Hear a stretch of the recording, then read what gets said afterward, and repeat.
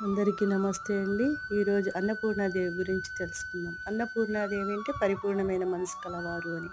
పూర్వంలో అమ్మమ్మ, తాతమ్మ, నానమ్మలు చాలా పరిపూర్ణమైన మనసుతో ఇంటికి వచ్చే వాళ్ళకి గానీ, పోయే వాళ్ళకి గానీ, ఇంట్లో వాళ్ళకి గానీ ప్రేమగా, సంతోషంగా వంట చేసి వడ్డించేవారు, తినిపించేవారు పిల్లలకు. ఎందుకంటే వాళ్ళ యొక్క సంకల్పాలు చాలా శుద్ధంగా ఉండేటివి. అందుకే ఉమ్మడి కుటుంబాలు నిలిచేవి.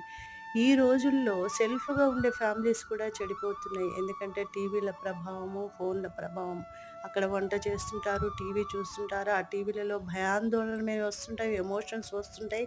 అవి మనం చేసే వంటల పైన ప్రభావం పడతది. తప్పకుండా పడతాయి. ఎందుకంటే జైసాన్ వైసా మన్ అంటారు. అన్నం యొక్క ప్రభావం మనసుపై పడుతుంది. కాబట్టి మనం ఒక 10 నిమిషాలు తినే టైంలో అన్నీ పక్కకు పెట్టి భగవంతుడి స్మృతిలో మంచి మాటలతో మనం చేద్దాం ఈ పనిని. మన పిల్లల్ని మంచిగా పోషణ చేసుకుందాం.